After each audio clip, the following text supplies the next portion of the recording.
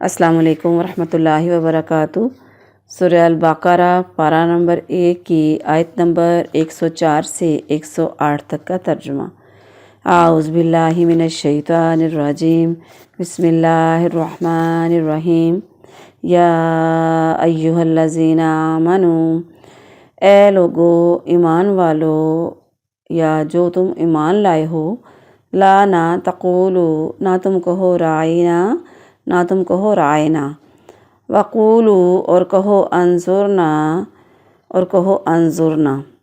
रायना से मुराद हमारी रायत कर या हमारी तरफ देखो। वक़ूलू और कहो अंजुरना यानी हमारी तरफ देखो।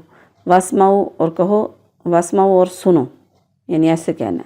वलिल काफिरीन और काफरों के लिए अज़ाबुन अलीम दर्दनाक अज़ाब है। मा यवद्दुल्लज़ीना नहीं चाहते वो लोग जो काफिर हैं। माँ नहीं यवद्दु चाहते अल्लाह जीना काफरू जो लोग काफिर हैं। मिन अहलिल किताबी अहले किताब में से। वलल मुशरिकीना और ना मुशरिक अयुनज़्ज़ला के उतारा जाए अलैकुम तुम पर मिन से खैरिन भलाई से बे रब्बिकुम तुम्हारे रब की तरफ से। वल्लाहु और अल्लाह तबारक यख्तस्सु ख़ास करता है बिरहमतिही अपनी रहमत के साथ मन यशा जिस पर चाहे। वल्लाहु और अल्लाह तबारक ज़ुल्फ़ज़ली बड़े फ़ज़ल वाला है। ज़ुल्फ़ज़ली फ़ज़ल वाला अज़ीम बड़े फ़ज़ल वाला है।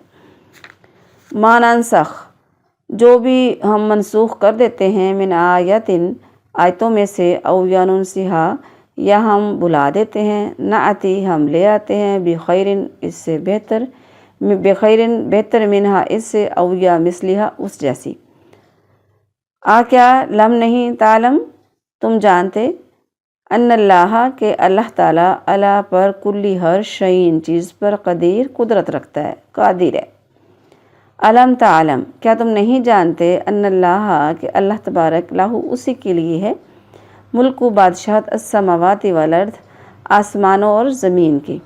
व मालकुम और नहीं है तुम्हारे लिए मिन दूनिल्लाह अल्लाह के अलावा या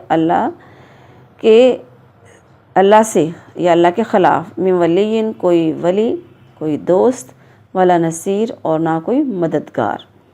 अम या तुरीदूना तुम चाहते हो तुम इरादा रखते हो अन के तासालु तुम सवाल करो रसूलकुम अपने रसूलों से कमा जैसे सोइला सवाल किया गया मूसा अलैहिस्सलाम से मिन कबल इससे पहले। वमा यतबद्दली और जिसने वाव और मन जिसने यतबद्दली बदल डाला कुफ़र को बिल ईमानी ईमान के साथ फ़कत बस बेशक ज़ल्ला वो भटक गया सवा सीधे सबील रास्ते से। बामुहावरा तर्जमा। ए लोगो जो ईमान लाए हो तुम रायना कहो मत कहो रायना और कहो तुम उनजुरना मत कहो तुम रायना और तुम कहो उनजुरना और सुनो।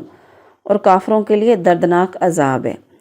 अहले किताब में से जिन लोगों ने कुफ्र किया ना वो पसंद करते हैं और ना मुशरिकीन के तुम पर तुम्हारे रब की तरफ से कोई भलाई उतारी जाए। और अल्लाह अपनी रहमत के साथ जिसे चाहता है ख़ास कर लेता है और अल्लाह बहुत बड़े फ़ज़ल वाला है। जो भी आयत हम मनसूख करते हैं या उसे भुला देते हैं इससे बेहतर या इस जैसी और ले आते हैं। क्या तूने नहीं जाना कि हम बेशक अल्लाह हर चीज़ पर पूरी तरह कादिर है। क्या तूने नहीं जाना कि अल्लाह ही है जिसके लिए आसमानों और ज़मीन की बादशाही है और अल्लाह के सिवा तुम्हारा ना कोई दोस्त है और ना कोई मददगार। या तुम इरादा रखते हो कि अपने रसूल से सवाल करो जिस तरह इससे पहले मूसा अलैहिस्सलाम से सवाल किए गए और जो कोई ईमान के बदले कुफ्र को ले तो बेशक वो सीधे रास्ते से भटक गया। अस्सलाम वालेकुम वरहमतुल्लाहि वबरकातुहू। सूरह अल-बक़रा पारा नंबर 1 की आयत नंबर 104 से 108 तक की तफसीर। आऊज़ु बिल्लाहि मिनश शैतानिर रजीम। बिस्मिल्लाहिर्रहमानिर्रहीम। रब्बि इश्रह ली सदरी वयस्सिर ली अमरी वहलुल उक़दतम मिन लिसानी यफ़क़हू क़ौली। रब्बि ज़िदनी इल्मा।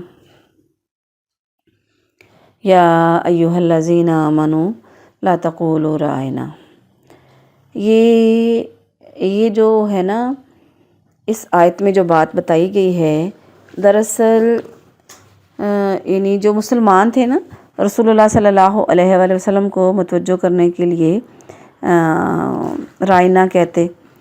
تو رائنا کا معنی تو یہی ہے، مطلب رعایت کرو یا ہماری طرف دیکھیے یا ہماری رعایت کیجیے.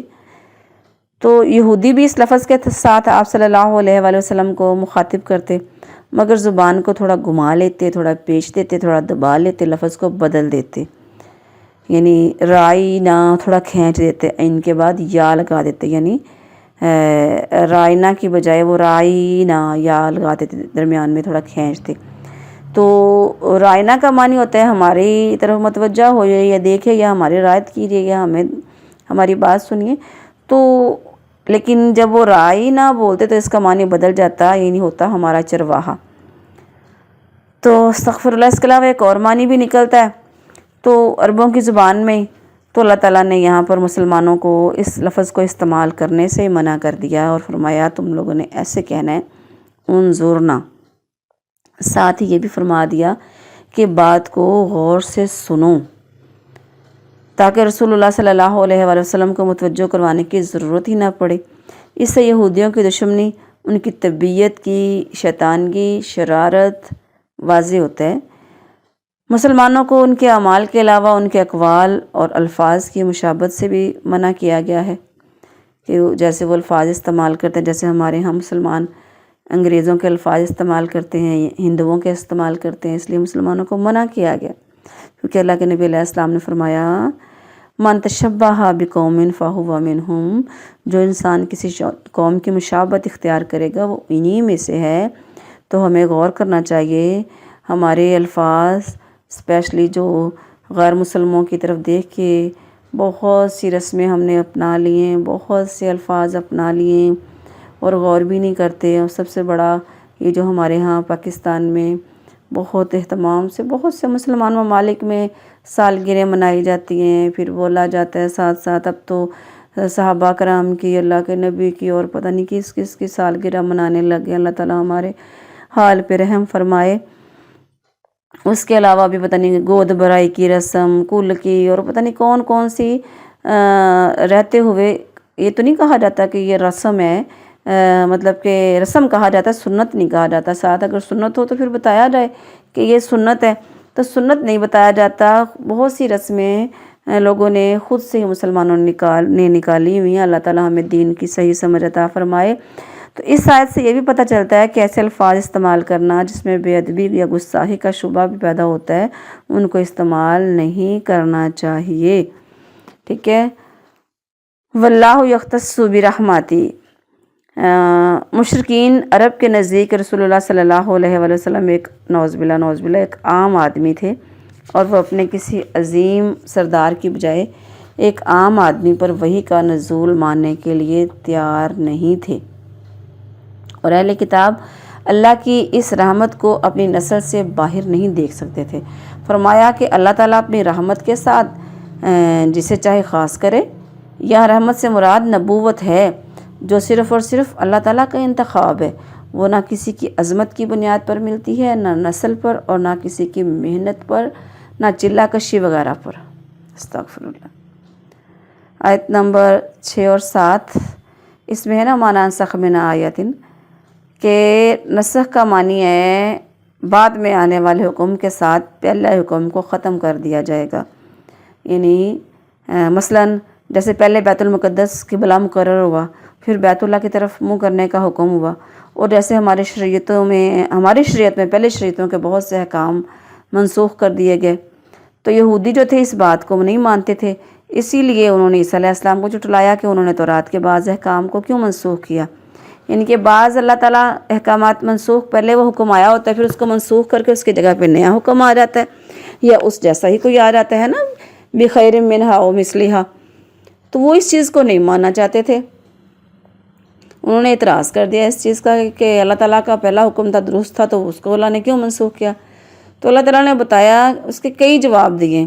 پہلا یہ کہ اللہ کا نے کیا فرمایا کہ حکم دراصل ہوتا ہی اتنی مدت کے لیے ہے، تو یعنی جتنی دیر کے لیے وہ حکم ہوتا ہے اس کے بعد وہ ناسخ بن جاتا ہے، منسوخ بن جاتا ہے، ناسخ بعد میں جو حکم دے رہا تھا وہ ناسخ بن جاتا ہے۔ تو اس وقت تک پہلا حکم جو ہوتا ہے نا اسی کو ماننا ہوتا ہے جب تک نیا حکم نہیں آتا، ٹھیک ہے۔ جیسے اللہ چاہے، اللہ کے کام، اللہ تعالیٰ کا وقت بدلتا رہتا ہے۔ جیسے انسان کی پیدائش دیکھ لیں، پہلے نطفہ ہوتا ہے، پھر علقہ بنتا ہے، پھر مضغہ، پھر ہڈیاں، پھر جنین، پھر بچپن، جوانی، بڑھاپا، موت، قیامت، سب کچھ یہ نسخ کی صورتیں ہیں۔ حالتیں بدلتی رہتی ہیں ایسے، پھر موسم بھی بدلتے رہتے ہیں، انسان کی طبیعتیں بھی بدلتی رہتی ہیں۔ تو اللہ کا حکم جب اللہ نے جیسا چاہا کر دیا، جیسا حکم چاہا دے دیا، پھر اس میں چینجنگ آ گئی۔ اس کے علاوہ جیسے مثال کے طور پر اللہ کے نبی علیہ السلام نے حدیث میں ایک پہلے حکم دیا تھا کہ قبروں کی زیارت سے منع کیا تھا عورتوں کو، پھر اللہ کے نبی نے فرمایا کہ جایا کرو، سارے لوگ ہی جایا کرو، عورتیں بھی مرد بھی، تاکہ موت یاد رہے۔ تو بعد میں پھر پہلے والا حکم منسوخ ہو گیا، بعد والا حکم اہم ہو گیا۔ آیت نمبر 108، یہاں پہ کیا بتایا جا رہا ہے؟ پیچھے ہم نے پڑھا تھا نا گائے کے واقعے میں کہ زیادہ سوالات تم بھی نہ کرو۔ مسلمانوں سے بھی کہا جا رہا ہے، اہل کتاب سے بھی کہا جا رہا ہے، جیسے موسیٰ علیہ السلام سے ان کی قوم نے سوال کیے، تم بھی نہ کرو کہیں تمہارے عمل ہی نہ ضائع ہو جائے۔ تو اس میں یہی بات بتائی جا رہی ہے کہ سوالات وہی اترنے کے درمیان سوالات نہ کرو۔ اللہ تبارک ہم کو قرآن مجید پر عمل کرنے کی توفیق عطا فرمائے، آمین۔ وما علیہ الا البلاغ المبین۔